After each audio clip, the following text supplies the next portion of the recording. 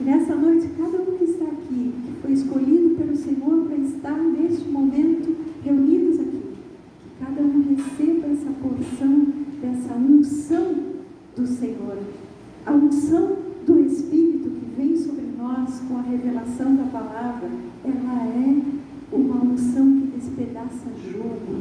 Então, se há alguma coisa que nos aprisiona, alguma coisa que nos impede de aprender da palavra, de ter comunhão com o Senhor, de ter comunhão com a igreja, de crer na palavra, nessa noite o Senhor quer nos libertar de tudo que nos aprisiona.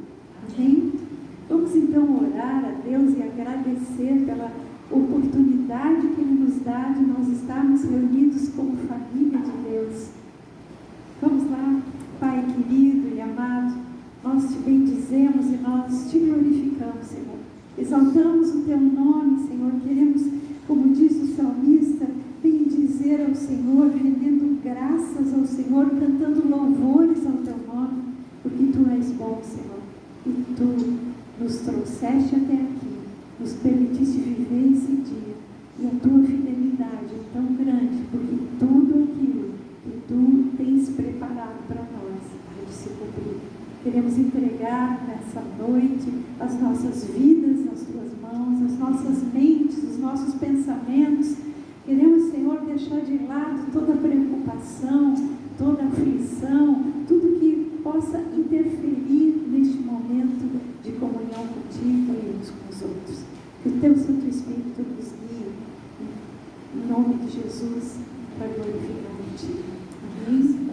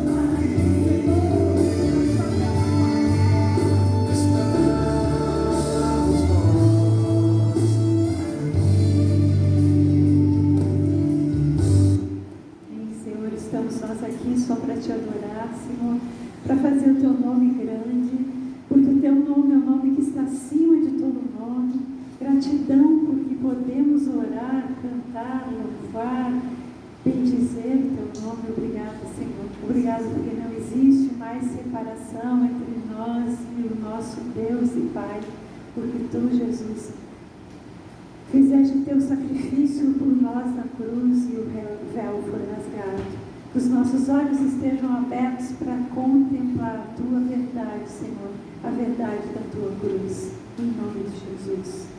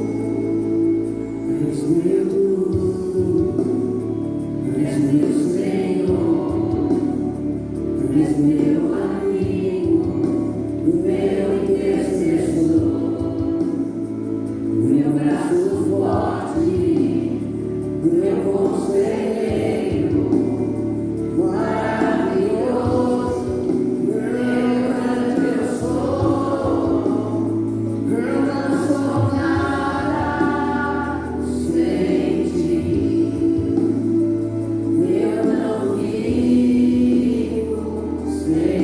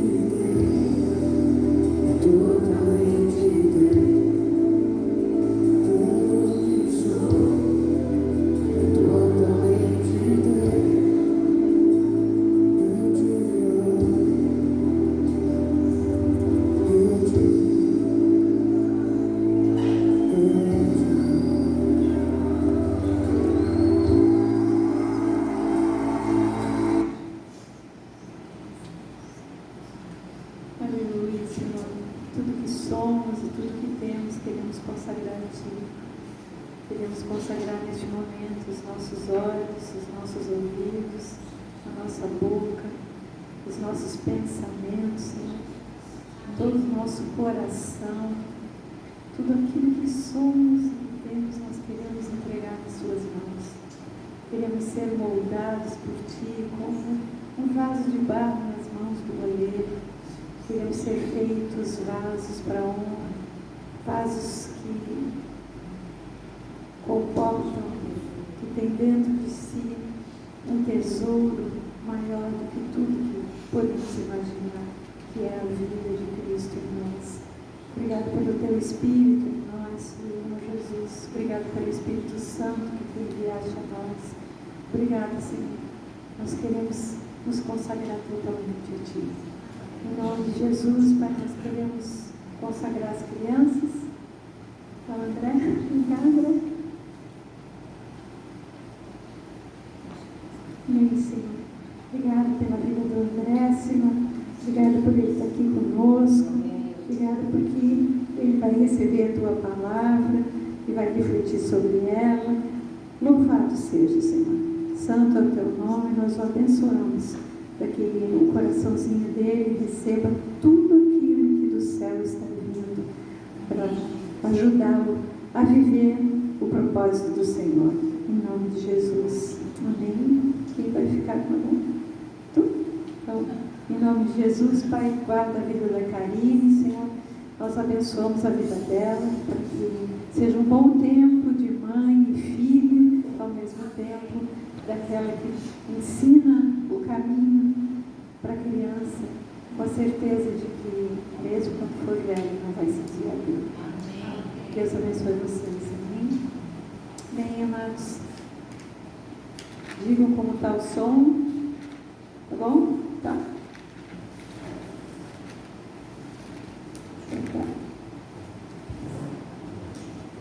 Então, gente, seguinte. Nós estamos, hoje é dia 27, né? Então, nós estamos a poucos dias da comemoração, da celebração da Páscoa. Então, a gente vê uma movimentação de Páscoa dentro do padrão da cultura natural, né? Da cultura regional. Mas, nos nossos corações tem que haver uma reflexão um pouco diferente. Nós precisamos nos consagrar para este tempo de relembrar aquilo que Jesus fez para nós. Porque isso a Páscoa é para nós cristãos a data mais importante de todo o calendário religioso cristão. Porque na Páscoa Jesus se deu por nós como um homem no nosso lugar e Ele ressuscitou para nós e tivéssemos hoje a oportunidade de estar aqui. Se não tivesse acontecido lá naquela época esse sacrifício de Jesus, se ele não tivesse sido o nosso Cordeiro Pascal, nós não estaríamos aqui hoje e não haveria esperança para as nossas vidas.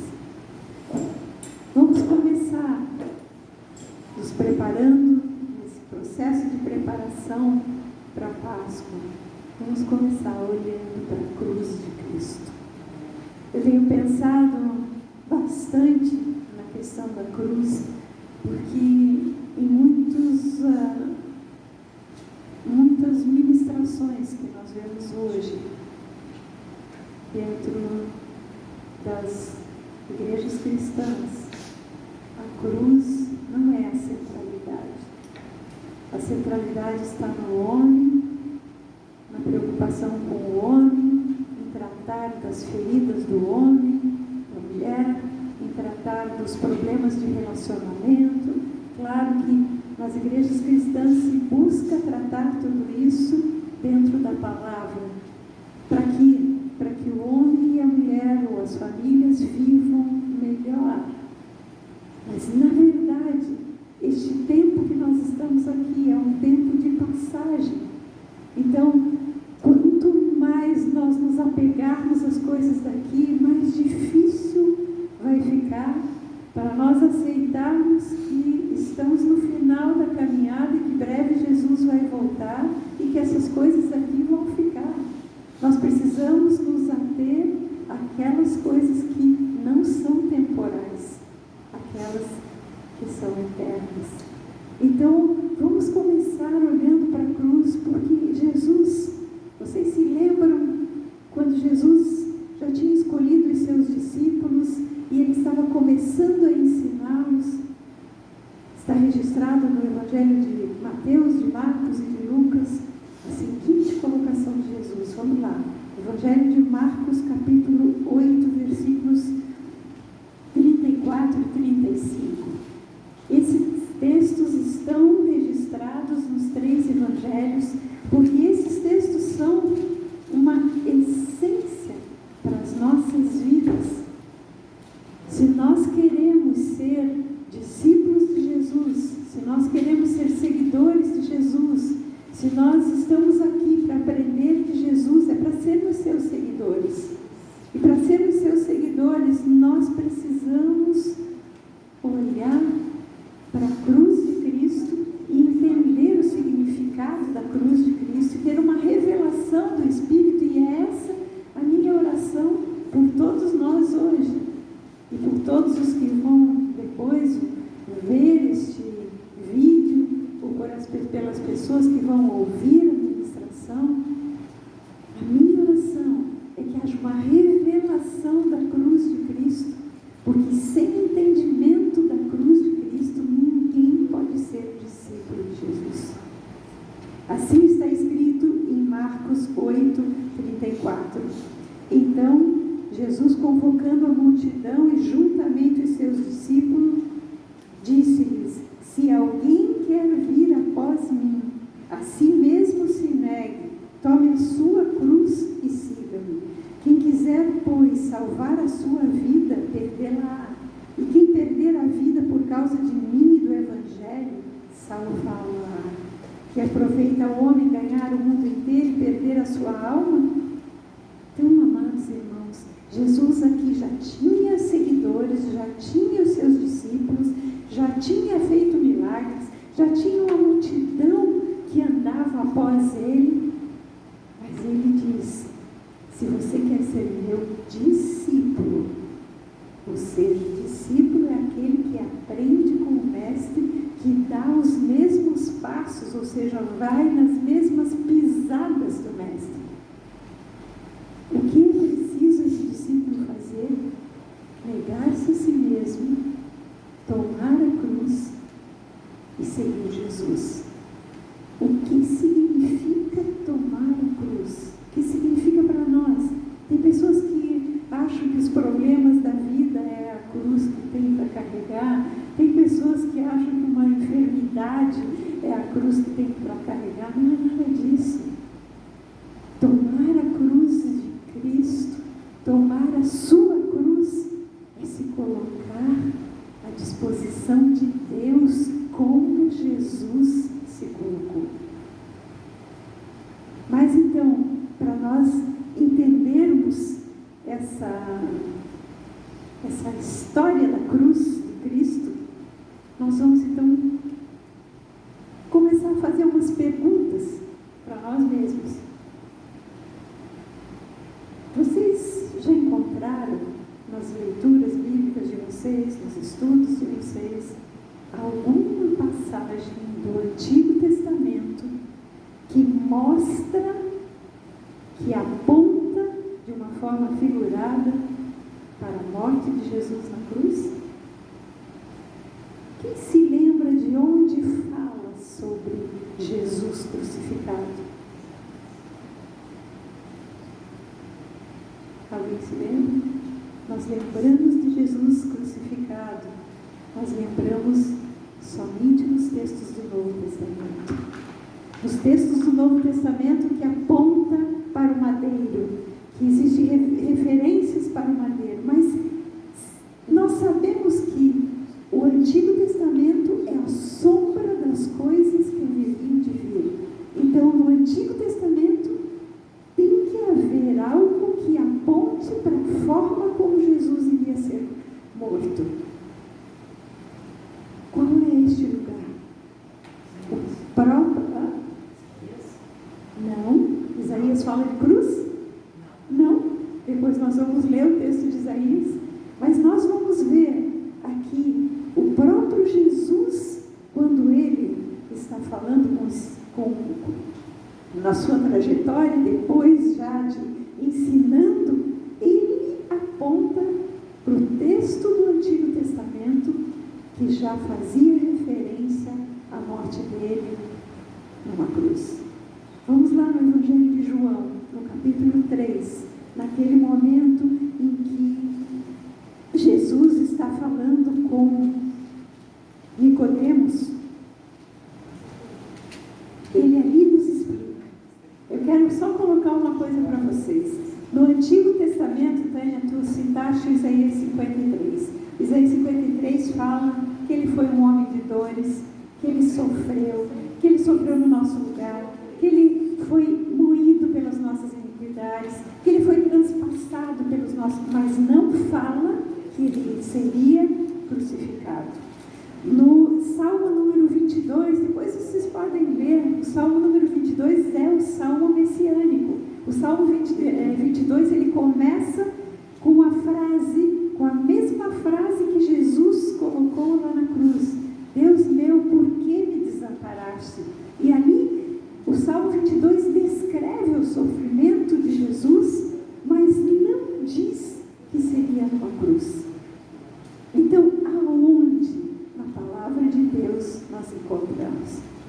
Então, aqui, Jesus está conversando com Nicodemos. Quem era Nicodemos? Era o mestre dos mestres. Ele era um homem letrado, ele era um fariseu, ele era uma pessoa que conhecia profundamente as Escrituras e foi encontrar-se com Jesus à noite e perguntou para Jesus: como tu podes fazer o que tu fazes?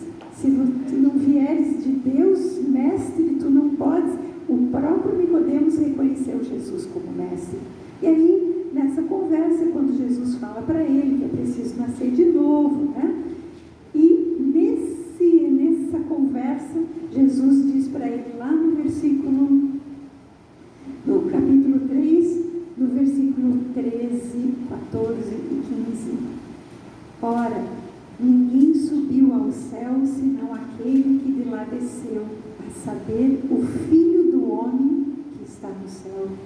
E do modo por que Moisés levantou a serpente no deserto, assim importa que o Filho do Homem seja levantado, para que todo o que nele crê tenha a vida eterna. Então, o que tem a ver, gente? O que tem a ver a história de Jesus? O que tem a ver a morte de Jesus com a história da serpente no deserto? Vamos hoje entender isso, gente, porque é tremendo quando a gente entende que a Bíblia se auto-explica. Nós só precisamos estudar. Aí nós vamos entendendo como ela se explica e como tudo o que aconteceu com Jesus estava lá no Antigo Testamento, vivenciado de uma forma real e depois apontando já para o que haveria de ser a grande transformação para a vida de toda a humanidade. Então, Jesus, então, ele afirma que do mesmo modo como a serpente foi levantada, como Moisés levantou a serpente no deserto, assim importa que ele, o Filho do Homem, fosse levantado. Mas que história é essa de levantado? O que significa ser levantado? Ser colocado num lugar alto, ser colocado num lugar visível, um lugar onde qualquer pessoa pudesse ver. Vamos ler agora no Evangelho de João, no capítulo 12, no versículo 32.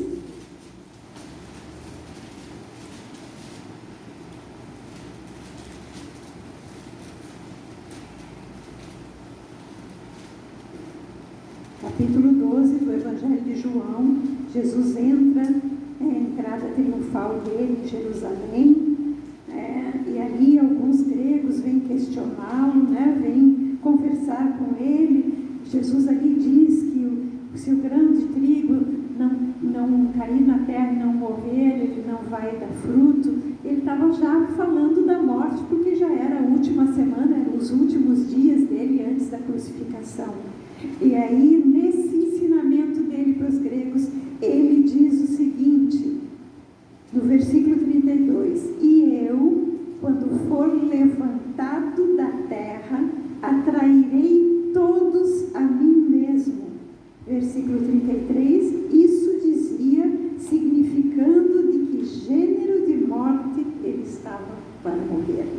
Então, quando ele se referia a ser levantado da terra, é porque ele estaria numa morte de cruz, num lugar alto. E aonde foi que Jesus foi crucificado?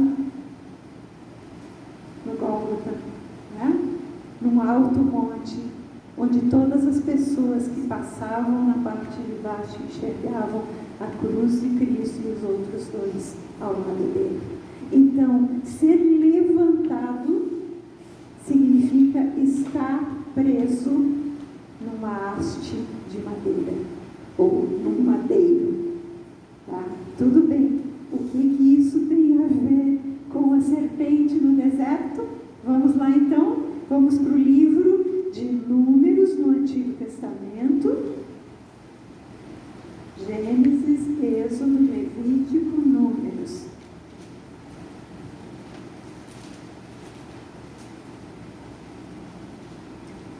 Os versículos de 4 a 9.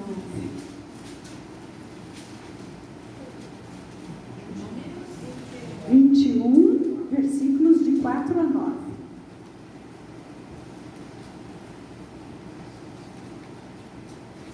Eu vou ler o texto e daí nós vamos explicar e fazer um paralelo. Então, partiram do Monte Hor pelo caminho do Mar Vermelho a rodear a terra de Edom, porém o povo se tornou impaciente no caminho, e o povo falou contra Deus e contra Moisés. Por que nos fizeste subir do Egito para que morramos nesse deserto, onde não há pão nem água, e a nossa alma tem fastio deste pão vil? Então o Senhor mandou entre o povo serpentes abrasadoras que mordiam o povo, e morreram muitos dos do povo de Israel. Veio o povo a Moisés e disse: havemos pecado, porque temos falado contra o Senhor e contra ti. Ora ao Senhor que tire de nós as serpentes. Então Moisés orou pelo povo. Disse o Senhor a Moisés: faz uma haste, e será que faz uma serpente abrasadora, põe-na sobre uma haste, e será que todo mordido que a mirar viverá. Fez Moisés uma serpente de bronze e a pôs sobre uma haste. Sendo alguém mordido por alguma serpente, se olhava para a de bronze, sarava. Vamos agora ver pouco a pouco o que aconteceu. O povo, muita coisa já havia acontecido com o povo desde o momento em que eles haviam saído lá do Egito, daquela forma miraculosa, daquela forma onde o Senhor fez passar o anjo da morte e morreram os primogênitos dos egípcios e os hebreus que tinham suas portas pintadas com o sangue do cordeiro que haviam imolado e foi preparada uma refeição. Foram salvos, foram libertos da escravidão, foram em direção ao Mar Vermelho. O Senhor abriu o Mar Vermelho. Depois eles passaram a andar no deserto rumo à terra prometida, e ali viveram inúmeras experiências. Neste momento aqui desta passagem, eles já haviam recebido de Deus, já estavam recebendo há muito tempo o maná todos os dias, que caía dos céus. Aquele grão que caía dos céus era como um grão de cereal era como um cereal com o qual eles podiam fazer pão, fazer bolos, preparar alimento. Isso vinha todas as manhãs. Eles tiveram o milagre das codornizes quando tiveram desejo de carne. Eles receberam quando faltou água. Deus, através de Moisés, fez um milagre de purificar as águas amargas, através de um ramo de árvore que foi jogado naquelas águas. Depois Moisés tirou água da rocha, falando à rocha. Aqui, neste momento, até o segundo milagre de sair água da rocha já tinha acontecido.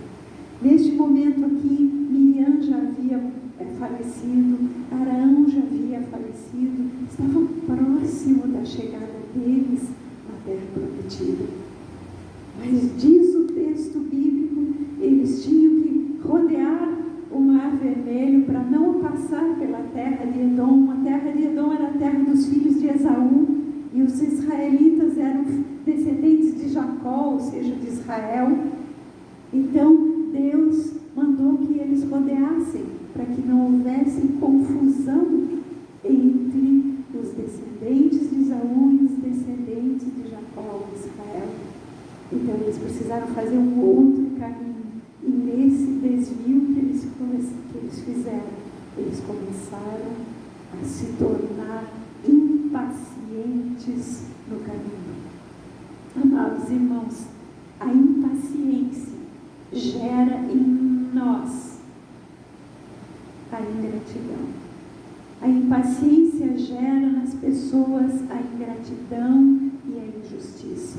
Quando nós começamos a achar que Deus está demorando para nos dar a resposta que a gente espera, quando nós começamos a nos afligir porque a oração feita ainda não foi respondida, a promessa que recebemos ainda não aconteceu, o nosso coração impaciente começa a murmurar. Foi o que aconteceu com eles. O povo passou a murmurar. Em vez de ser gratos por estarem até ali, quase chegando na terra prometida, eles passaram a falar mal de Deus e falar mal de Moisés, que foi o líder que Deus colocou para conduzi-los nessa travessia. Falar mal de Deus, falar mal da pessoa que Deus levantou para conduzi-los, da pessoa que estava se dedicando a eles durante todos aqueles anos pelo deserto, apaziguando, ensinando, corrigindo, buscando o suprimento.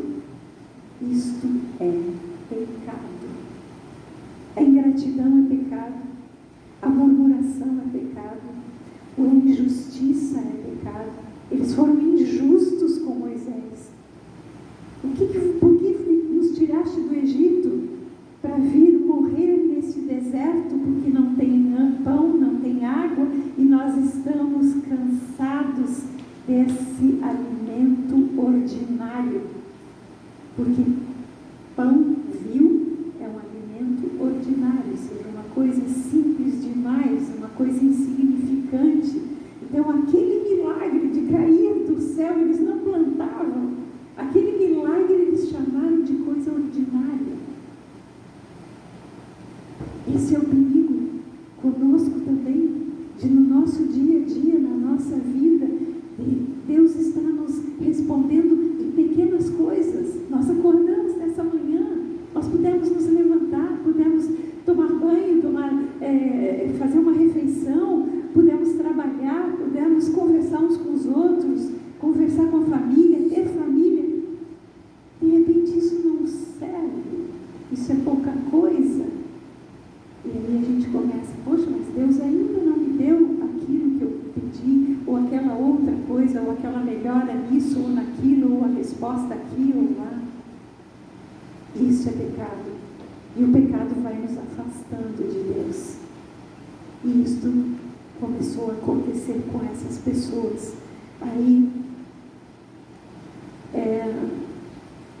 o povo reclama e Deus não é contrária à sua palavra nunca. Existe um princípio de semeadura na palavra de Deus. Se nós semeamos algo ruim, nós vamos colher algo ruim. Então, eles pecaram contra Deus, haveria uma consequência. A consequência foi que Deus enviou serpentes abrasadoras que vieram até eles e os picaram. E quando as pessoas eram picadas, veja, se elas se chamam de serpentes abrasadoras, é porque ao picar, elas injetavam um veneno que queimava. A sensação era de queimor. Por isso elas são chamadas de serpentes abrasadoras. Então, quando as pessoas começaram a sentir isso como fruto do seu pecado. Veja, gente, no deserto é natural ter serpentes à noite. Isso é natural. Naquele deserto deles, principalmente, é natural, se nós formos buscar nas referências sobre a condição daquela terra, é natural ter serpentes no deserto. Mas até ali eles eram livrados das serpentes, porque o Senhor os conduzia com uma coluna de fogo durante a noite. Então as serpentes se escondiam, porque as serpentes aparecem à noite, porque à noite no deserto é frio. Mas como eles tinham uma coluna de fogo que ia na frente, enquanto eles estavam sendo conduzidos por Deus, as serpentes não chegavam a eles. Mas ali, como fruto do pecado, Deus permitiu que as serpentes picassem eles. E aí então, no desespero do que eles estavam sentindo, algumas pessoas morreram, porque foram talvez menos resistentes. Outras pessoas não, mas todos os que foram picados sofreram muito. E diante do sofrimento, então eles buscaram a Moisés e disseram, no versículo 7, veio o povo a Moisés e disse, havemos pecado, porque temos falado contra o Senhor e contra ti. Ora ao Senhor que tire de nós as serpentes. Então Moisés orou pelo povo.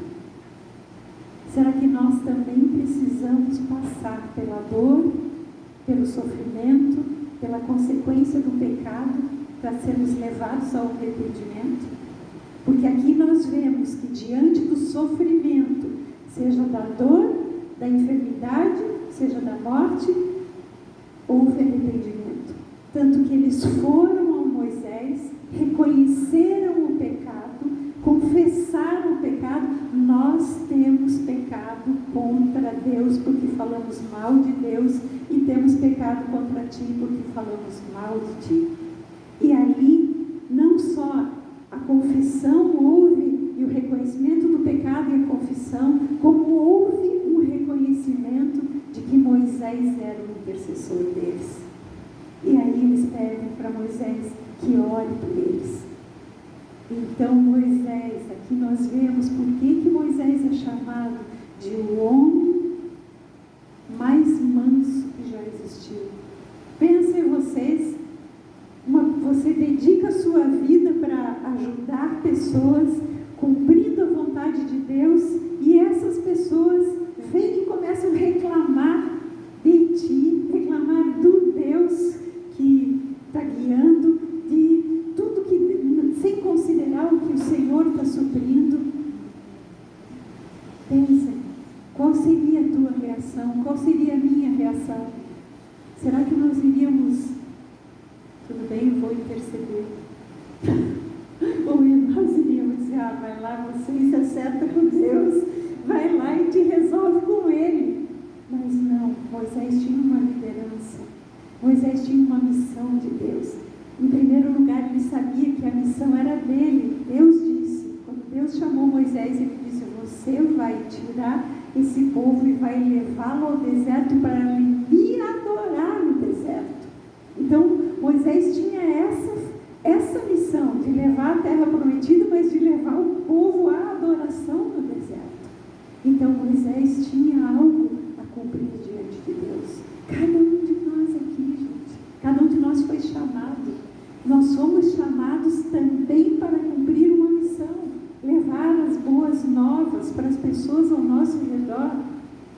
temos essa missão de ir, de fazer discípulos, de pregar o Evangelho, de batizar as pessoas, de ensinar a palavra. Essa é uma missão para todos nós que somos discípulos de Jesus. Às vezes, no meio do caminho, nós nos prendemos nas circunstâncias, elas não são aquilo que nós queremos, e aí nós começamos a murmurar. Aí vem o sofrimento, e aí então, se com a misericórdia de Deus chegarmos ao arrependimento, algo vai mudar. Então Moisés então orou, né? Diz o texto que Moisés orou pelo povo. No versículo 8 tem a resposta de Deus. Disse o Senhor a Moisés: faze uma serpente abrasadora, põe-a sobre uma haste, e será que todo mordido que a mirar viverá. Então Deus diz para ele: faça uma serpente de bronze. A cor do bronze é avermelhada, né? A cor do bronze, então, lembra o abrasador. Então ele fez uma serpente, colocou numa haste, e aí o Senhor disse que todo mordido que olhasse para a serpente que estava elevada, viveria. Qual é o paralelo com a cruz de Cristo? Qual é o significado para as nossas vidas? Quando nós estamos doentes por causa do pecado, porque o pecado é uma doença nas nossas vidas. O pecado nos afasta de Deus. O pecado nos deixa enfermos, tristes, deprimidos. E aí, nós olhamos para a cruz de Cristo, olhamos para o sacrifício dele, e aí nós temos a possibilidade de viver. Jesus disse, né, assim como Moisés levantou a serpente de bronze no deserto, convém que o Filho do Homem seja levantado, para que todo aquele que nele crê não pereça, mas tenha vida eterna. Porque Deus amou o mundo de tal maneira que deu o seu Filho unigênito, para que todo que nele crê tenha vida eterna. Então, quando o Moisés levantava a serpente, o que essa serpente simbolizava, gente? As pessoas olhavam para a serpente e elas viam a consequência do pecado. Não era para adorar a serpente, não era para que a serpente fosse um ídolo, fosse um poste ídolo, não. Deus abominava a idolatria. Deus dizia que Ele era o único Deus e que não era para fazer imagem dele, nenhuma imagem de escultura.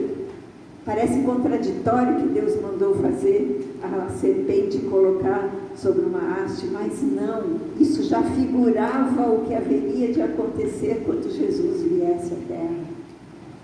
Que, assim como a serpente levantada mostrava para as pessoas que elas haviam pecado e o pecado tinha uma consequência, assim, quando Jesus, nós olhamos para a cruz, para essa cruz, gente, essa cruz que tem o Cristo preso nela.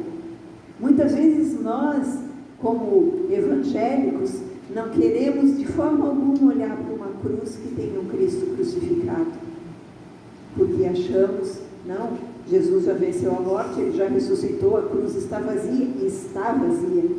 Mas olhar para a cruz com o Cristo lá, com os pregos nas mãos, com os pregos nos pés, com a coroa de espinho, com o lado furado pela lança, ali nós vemos, é o meu pecado, é a minha situação contrária aos princípios de Deus que fez com que isso acontecesse com Jesus. Então a serpente na haste era para mostrar para eles a razão deles estarem doentes, que era o pecado da murmuração, da ingratidão e da injustiça. Então Moisés fez a serpente de bronze, ele pôs sobre uma haste, e sendo alguém mordido por alguma serpente, se olhava para a de bronze, sarava. Então agora, queridos, nós vamos ver alguns pontos a respeito da serpente e da cruz de Cristo. Prestem atenção. A serpente era então um símbolo do pecado. Então, quando nós vemos a cruz e vemos Cristo pregado na cruz, ali nós vemos o símbolo do nosso pecado. O nosso pecado em Cristo, porque Cristo disse: eu, quando for levantado da terra, a todos atrairei, dizendo o tipo de morte que ele ia morrer. Por que ele atraiu? Porque ele se colocou no nosso lugar. Jesus se fez pecado por nós, para que nós fôssemos livres do pecado. Isso está lá, gente, na segunda carta de Paulo aos Coríntios. Vamos lá, deixem ali o números marcado. Vamos lá agora para alguns outros textos no Novo Testamento. 2 Coríntios 5, 21. Segunda carta de Paulo aos Coríntios, capítulo 5, versículo 21. Assim está escrito: aquele que não conheceu o pecado, Deus o fez pecado por nós, para que nele fôssemos feitos justiça de Deus. Então, Jesus Cristo na cruz se tornou um pecador, o maior dos pecadores, o pior dos pecadores, porque ele atraiu o pecado de toda a humanidade sobre ele. Então, quando nós pensamos naquela serpente lá, ela era um símbolo do pecado do povo na época de Moisés, mas a cruz de Cristo mostra para nós o nosso pecado, que levou o Pai a enviar o seu Filho, que Jesus deu a sua vida, ele se fez um de nós, se fez um humano, para poder atrair o pecado sobre ele e morrer, e fazer ali acabar a raça humana. Segundo ponto, a serpente, ela foi levantada sobre uma haste. Jesus foi levantado na cruz. Levantado, colocado num alto lugar, num alto ponto. Outro ponto, a serpente, ela representava a maldição devida ao pecado. E Jesus, a Bíblia nos diz que ele se fez maldito no nosso lugar. E aqui é importante a gente ler o texto para nós podermos gravar melhor. O texto está em Gálatas, capítulo 3.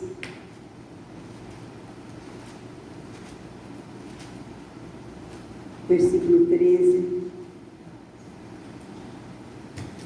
Está escrito: Cristo, Gálatas, capítulo 3, versículo 13.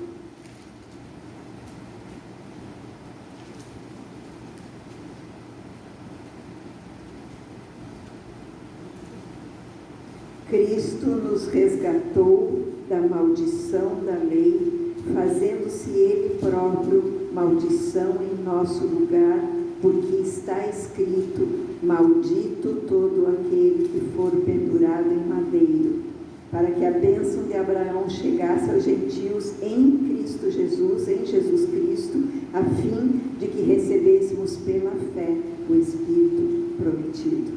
Então, as serpentes abrasadoras foram a maldição decorrente do pecado do povo, de murmurar contra Deus e de murmurar contra Moisés. Jesus Cristo, como nós nascemos com o pecado de Adão sobre nós, como nós, até conhecendo Jesus, vivemos perdidos nos nossos delitos e pecados, o Senhor Jesus foi para a cruz e se fez maldição em nosso lugar, porque ele foi pendurado e levantado no madeiro. Está lá também no livro, no Antigo Testamento, no livro de Deuteronômio, está essa citação aqui: maldito todo aquele que for pendurado no madeiro. Eu queria até ler para vocês Deuteronômio 21, versículo 23, só para que a gente entenda que tudo na Bíblia se explica, tudo se complementa, tudo se completa. Versículos 22 e 23 de Deuteronômio 21, está escrito assim: se alguém houver pecado passível de pena de morte e tiver sido morto e o pendurares num madeiro, o seu cadáver não permanecerá no madeiro durante a noite, mas certamente o enterrarás no mesmo dia, porquanto o que for pendurado no madeiro é maldito de Deus. Assim não contaminarás a terra que o Senhor teu Deus te dá em herança. Então, o pecado levava a maldição, né? Amaldiçoava até a terra. Agora veja que interessante, Jesus não ficou no madeiro aquela noite. Vocês se lembram da história quando Jesus foi crucificado e que daí José de Arimateia pediu para retirar o corpo dele e retirou o corpo antes do escurecer, para que isso se cumprisse. Então Jesus foi para o madeiro, se fez maldição no nosso lugar, pagou o preço do nosso pecado, sendo que ele não tinha pecado algum. Aqui a crucificação era o castigo daquele que pecou. E Jesus não pecou, mas ele carregou o nosso pecado. E ali ele foi crucificado, mas ele foi retirado para que a terra não fosse contaminada. Então, se hoje nós podemos viver numa terra não contaminada, se hoje nós podemos ter a graça da revelação da salvação, é porque Jesus cumpriu as Escrituras. Outra coisa, quando Jesus estava lá na cruz, o sangue dele pingou na terra. A água que saiu do seu lado pingou na terra. O sangue de Jesus purificou a terra que tinha sido contaminada pelo sangue de Abel, quando Caim matou Abel. Lembra quando Caim matou Abel? O que foi dito? O que Deus disse: o sangue do teu irmão clama da terra por mim. Leiam lá depois do Gênesis, logo no início do Gênesis. Então a terra foi contaminada pelo sangue de Abel, que era inocente e foi morto pelo seu irmão Caim. Agora, quando Jesus foi morto pelos nossos pecados e o seu sangue ligou na terra, a terra foi purificada. E a nossa terra hoje, por isso nós podemos viver nesta terra e podemos ter a oportunidade de sermos limpos toda vez que olharmos para a cruz de Cristo. Amados irmãos, o livramento da dor, da doença e da morte era recebido lá na história de Moisés por toda pessoa que olhasse para a serpente que estava na haste. Toda pessoa. Para nós, a cura do pecador está em olhar para a cruz de Cristo. Então, não existe salvação sem a cruz de Cristo. Não existe como nos sermos reconciliados com Deus, a não ser através da cruz de Jesus. Então, nós precisamos entender isso. Nós precisamos entender que a cruz é o que nos liga. Na cruz nós nos encontramos com Deus, em Cristo Jesus. Na cruz há este encontro do pecador com o Deus que perdoa. Jesus morre e pagando o preço do pecado, mas Deus perdoa e nos dá a oportunidade de uma nova vida. Então, quando nós olhamos para Jesus, todos nós podemos ficar sarados, curados e livres. Isso está escrito lá em 1 Pedro 2:24. apóstolo Pedro cita um texto de Isaías 53.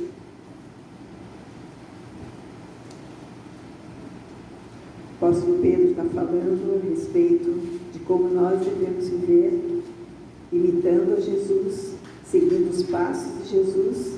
Vamos ler desde o 21.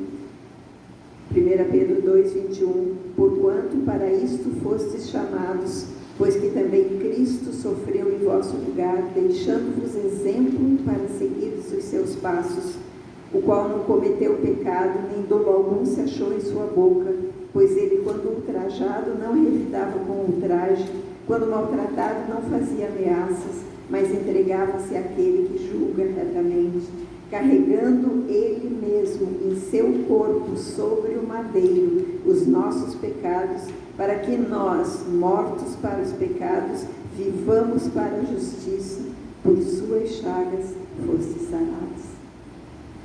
Amém, amados?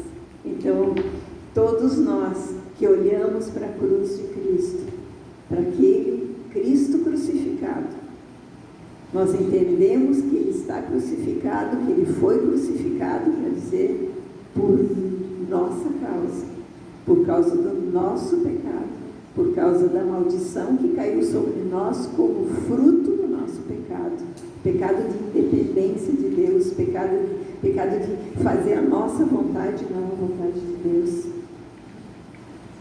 Pensando em todas essas palavras aqui, eu digo para vocês que eu fiquei constrangida diante de Deus. Como eu posso pecar novamente? É como se eu crucificasse Jesus de novo. Toda vez que eu peco, o Senhor perdoa se eu peço perdão. Mas é como se eu levasse Jesus para a cruz de novo. Como se eu não valorizasse aquilo que já foi feito. Voltando para a história da serpente, aqueles doentes lá do tempo de Moisés, quando eles olhavam para a serpente, eles eram curados e continuavam a viver. O texto diz assim: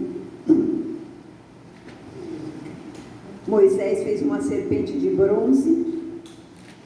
Não, no 8. Deus disse para Moisés: faz uma serpente abrasadora, põe-na sobre um haste, e será que todo mordido que a mirar viverá. Então, eles continuavam a viver, eles recebiam a vida física. Mas nós, quando olhamos para a cruz de Cristo, e quando nós reconhecemos o nosso pecado, e quando nós reconhecemos o sacrifício dele, quando nós pedimos perdão, nós ganhamos por fé a vida eterna. Eles só ganharam a vida para chegar na terra prometida, a vida física, mas nós ganhamos a possibilidade de uma vida por toda a eternidade. Mais ainda, a serpente naquele momento, ela era o único remédio para a cura daquele povo naquela circunstância. Jesus é o único remédio para a nossa vida. Jesus é o caminho. Jesus é o único que pagou o preço do nosso pecado, e foi alto o preço que foi pago lá na cruz. Ele deu a vida sem que ele precisasse dar. Ele fez isso voluntariamente.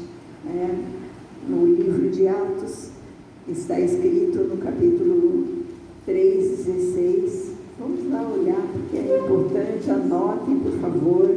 Olhem, eu vou ver se depois eu providencio isso por escrito, porque é tão importante que a gente tenha as palavras para poder refletir sobre elas. Atos 3, versículo 16.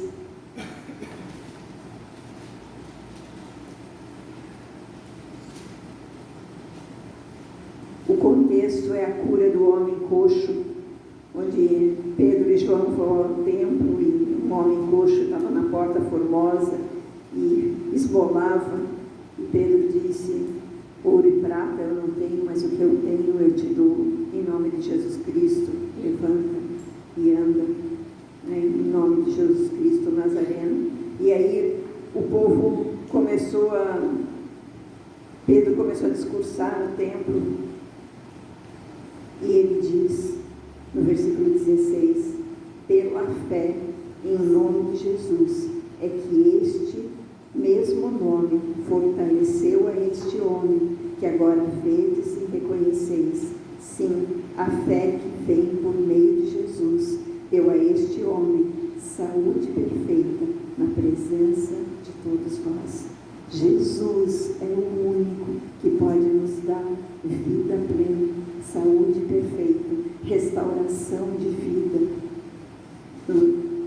Já que estamos em Atos, virem a página Atos 4, no versículo 12, diz o seguinte: e não há salvação em nenhum outro, porque abaixo do céu não existe nenhum outro nome dado entre os homens, pelo qual importa que sejamos salvos.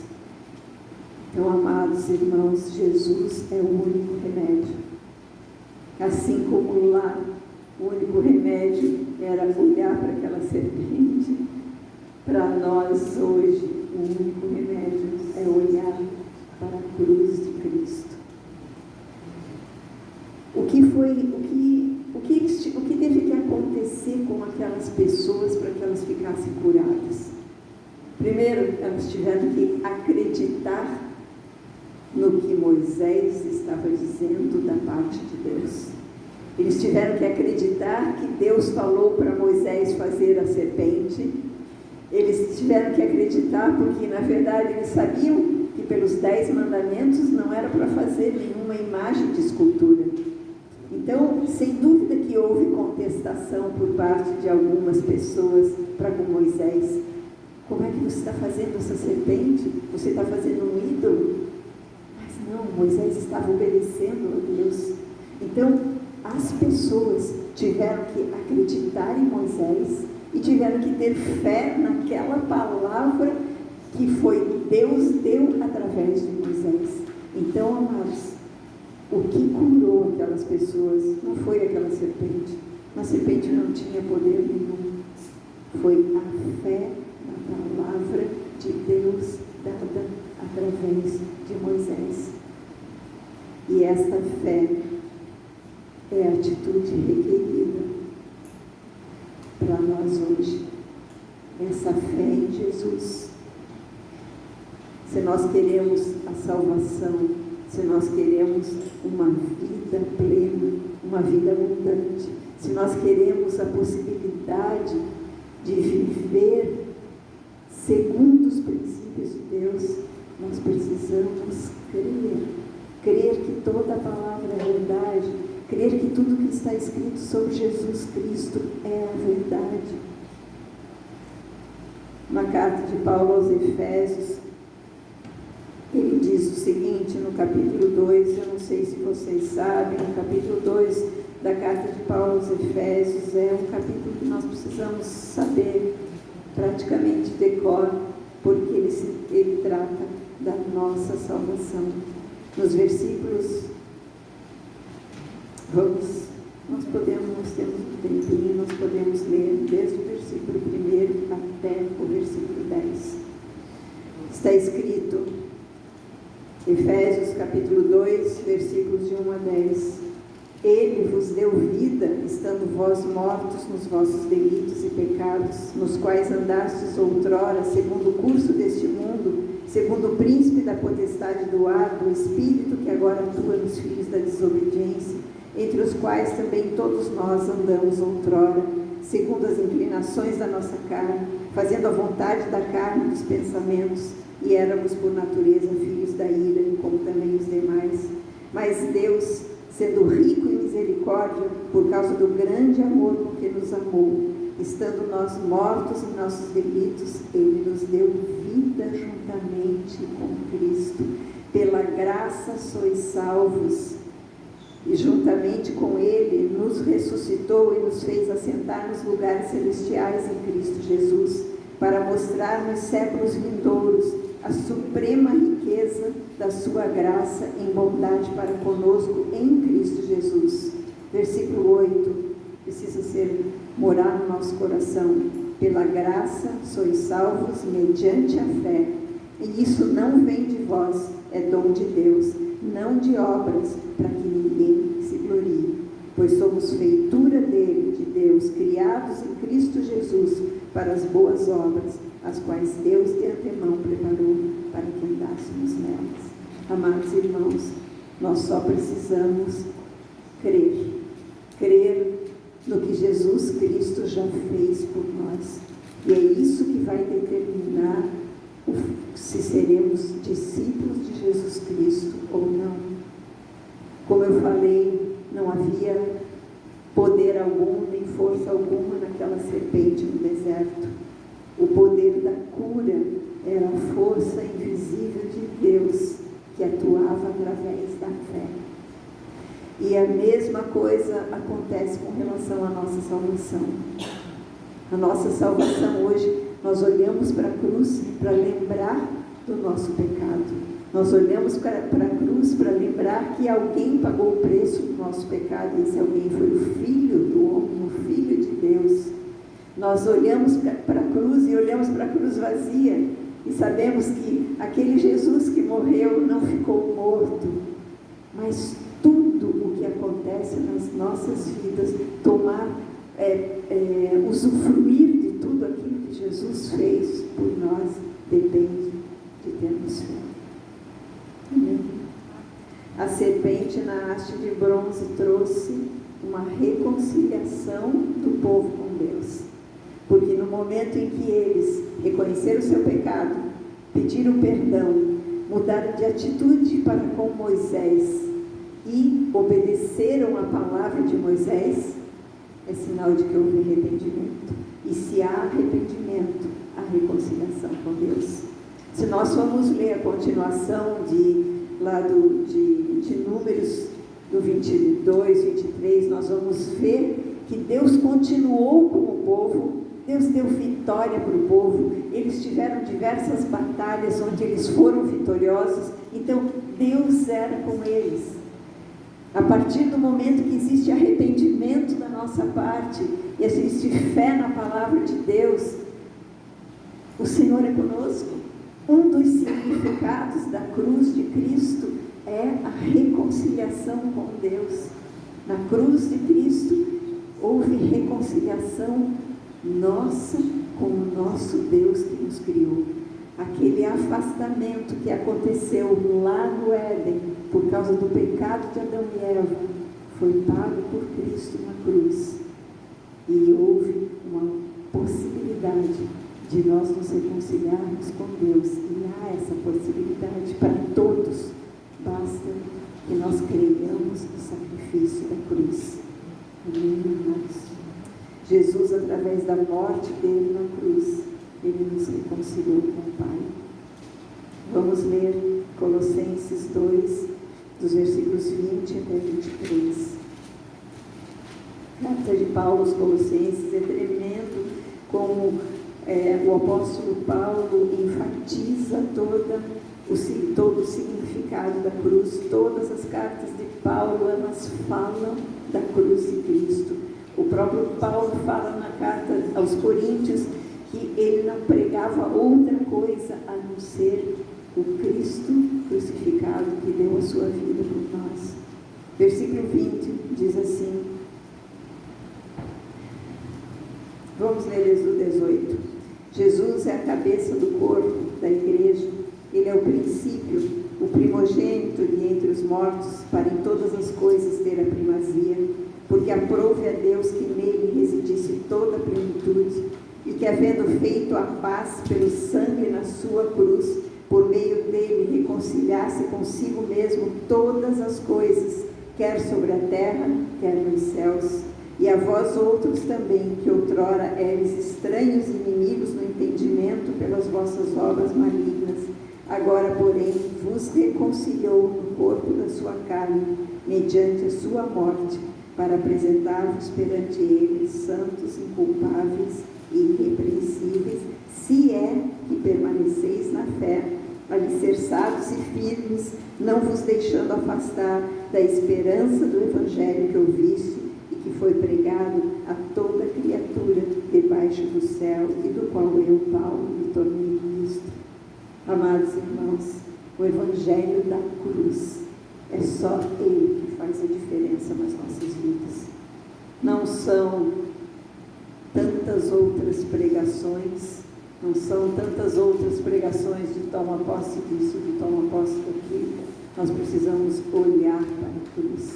As promessas de Deus, elas todas têm em Jesus Cristo o sim e o amém. Tudo se cumpre nele. Como diz aqui, aprove a Deus que em Jesus residisse a plenitude de todas as coisas e através dele lhe reconciliasse todas as coisas. Então, quando nós olhamos para a cruz, então nós entendemos. Quando nós olhamos para a cruz de Cristo, nós entendemos que somos discípulos dele na medida em que tomamos a nossa cruz, ou seja, seguimos todas as orientações de Jesus, todas as orientações de Deus através da palavra. Amém. O que foi necessário para que o livramento acontecesse lá no deserto? Reconhecimento de pecado, confissão de pecado, honra à liderança, oração a Deus, através do líder que Deus lhe colocou. Tudo isso trouxe para eles, olhando para aquela figura, trouxe a cura e trouxe a vida para eles. O que precisamos nós fazer para recebermos todos os benefícios da cruz de Cristo, do sacrifício do Cordeiro? Reconhecer a cada dia os nossos pecados, confessar os nossos pecados, orar a Deus, pedindo perdão pelos pecados. Hoje nós temos um caminho aberto. Naquela época, eles só podiam orar a Deus ou pedir a Deus através de um intercessor. Hoje o nosso intercessor junto ao Pai é Jesus Cristo. E nós pedimos a Ele, Ele que está intercedendo junto ao Pai por nós. Ele nos dá todo o livramento do pecado, todo o perdão do pecado. Ele limpa a nossa alma, Ele lava a nossa vida.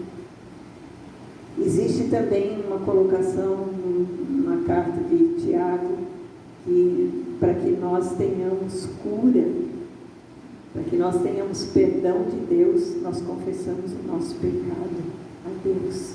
Para que nós tenhamos cura, ou seja, não pequemos mais naquela área em que caímos muitas vezes, nós precisamos confessar uns aos outros. Aí nós recebemos cura.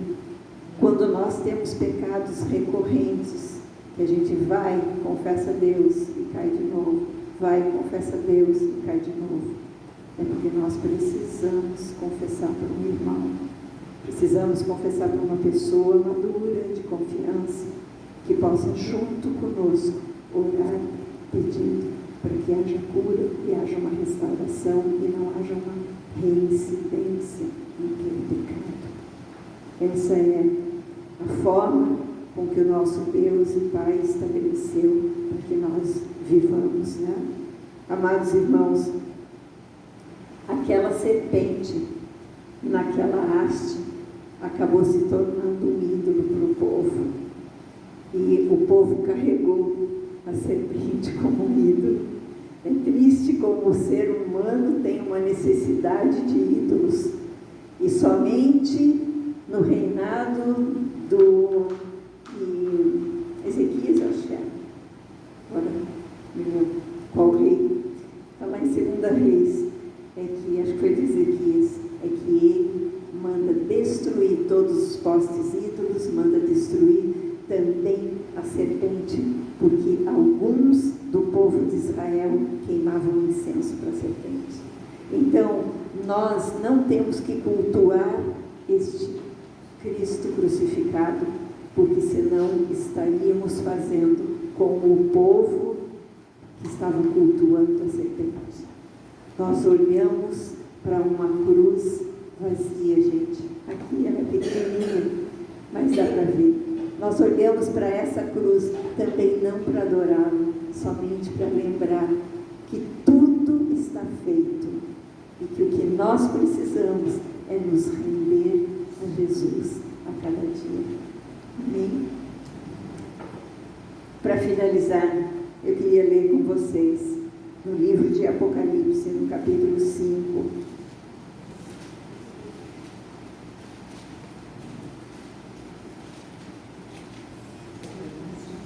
Apocalipse, capítulo 5.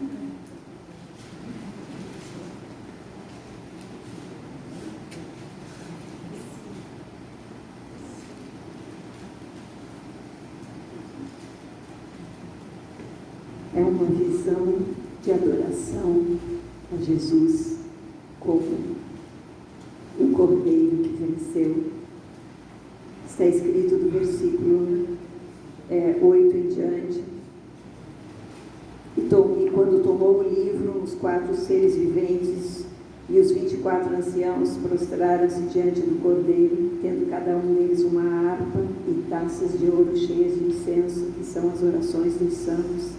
E entoavam um novo cântico, dizendo: digno és de tomar o livro e abrir os selos, porque foste morto, e com o teu sangue compraste para Deus os que procedem de toda tribo, língua, povo e nação, e para o nosso Deus os constituíste reino e sacerdotes, e reinarão sobre a terra.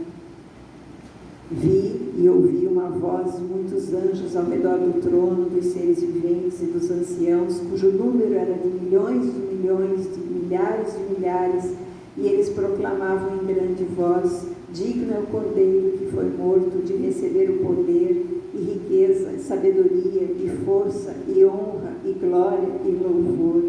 Então ouvi que toda criatura que há no céu e sobre a terra, debaixo da terra e sobre o mar, e tudo que neles há, estava dizendo: àquele que está assentado no trono e ao Cordeiro, seja o louvor e a honra e a glória e o domínio pelos séculos dos séculos. Amém. Amados irmãos, 3 perguntas eu tenho para fazer, para nós refletirmos enquanto nós vamos ouvir o louvor que canta este texto: aquele que está sentado no trono e ao Cordeiro, seja o louvor, a glória e a honra. Enquanto nós vamos ouvir este louvor, nós vamos pensar em 3 perguntas que eu quero deixar aqui para cada um de nós. Para onde eu estou olhando? E a quem eu tenho contemplado? Eu estou olhando para as circunstâncias, eu estou olhando para as minhas emoções, eu estou olhando para o meu entendimento, para os meus desejos, para os enganos do inimigo. Como eu estou vivendo cada novo dia? Em fé ou em murmuração? Em gratidão ou em queixas? Em confiança nas promessas de Deus, que em Jesus tem o sim e o amém, ou nas mentiras de Satanás? De que árvore eu tenho me alimentado? Da árvore da vida, que é Jesus, que é a palavra que revela a vida e obra de Jesus Cristo? Ou eu tenho me alimentado da árvore do conhecimento do bem e do mal, me baseando nos meus conhecimentos ou nos conhecimentos de pessoas, nos conhecimentos teóricos? Nós precisamos da experiência com o nosso Senhor. Então, vamos contemplar a cruz, lembrando dos nossos pecados, pedindo perdão a Deus. Vamos contemplar a cruz vazia, recebendo este perdão e recebendo essa libertação para uma vida nova. E vamos contemplar o trono, onde o Cordeiro está sentado à direita do Pai. Amém. Amém, Senhor. Obrigado, Pai, pela Tua palavra. É tão precioso sabermos, Senhor, que a Bíblia se auto-explica. É tão precioso saber, Senhor, que Antigo e Novo Testamento se complementam. Que o Antigo Testamento era a sombra das coisas que haveriam de vir. Aquilo que aconteceu lá com o povo no deserto, com aquele povo escolhido, já prefigurava, já tipificava o que aconteceria com Jesus. E hoje já aconteceu tudo com Jesus, e tudo que nós precisamos, Senhor, é contemplar o Cristo que morreu pelos nossos pecados numa cruz, com sofrimento, com dor, no nosso lugar, mas que não ficou retido pelos grilhões da morte, venceu a morte, nos atraiu na morte, mas nos atraiu também na sua ressurreição, para que nós vivamos em novidade de vida e nos preparemos para um dia estar como esses 24 anciãos, como esses milhares de anjos, como todos esses milhares e milhares de pessoas que estarão ao redor do trono, declarando: aquele que está assentado no trono e ao Cordeiro, seja o louvor, a honra e a glória para todos sempre. Amém. Por Deus. Então, pode colocar.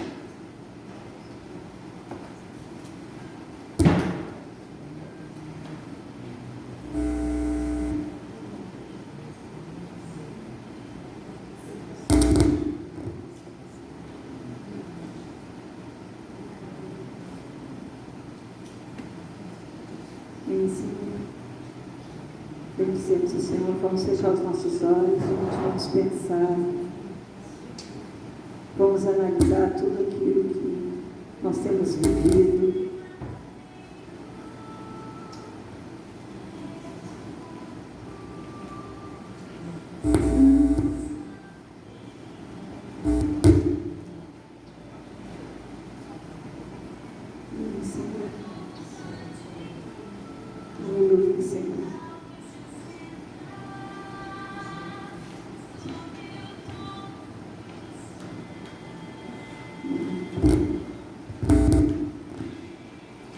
Louvado seja, Senhor, tu és digno de se receber, Senhor, toda honra, toda glória, todo louvor.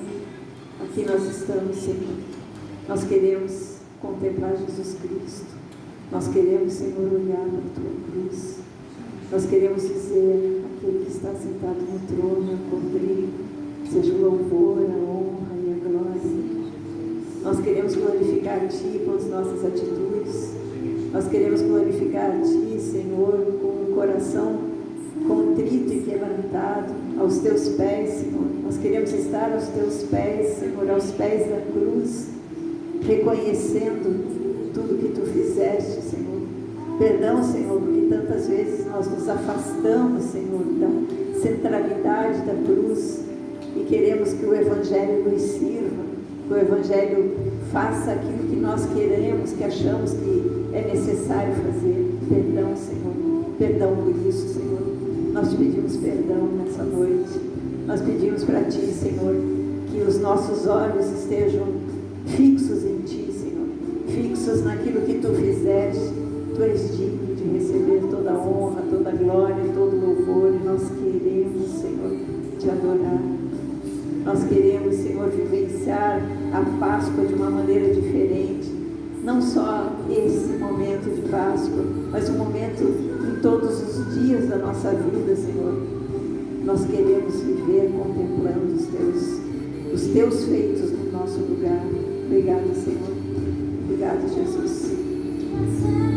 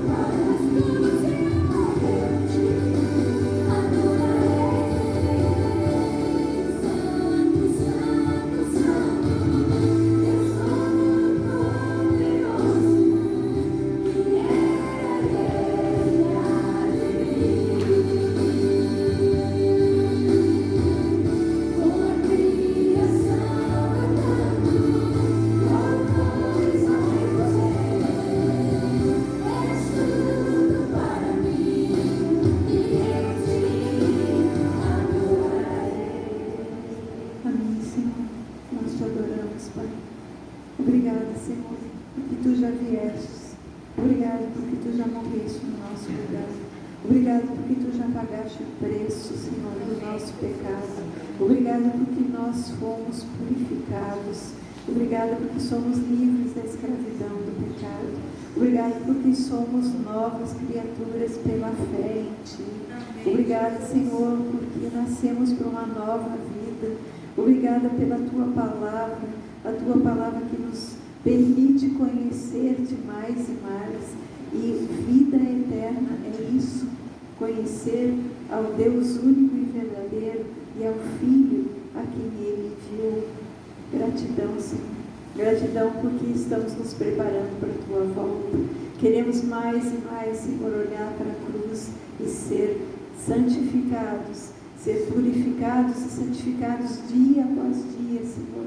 Porque queremos sim ouvir a trombeta, porque queremos sim ouvir quando chegar aquela hora. Nós queremos estar prontos para estar contigo.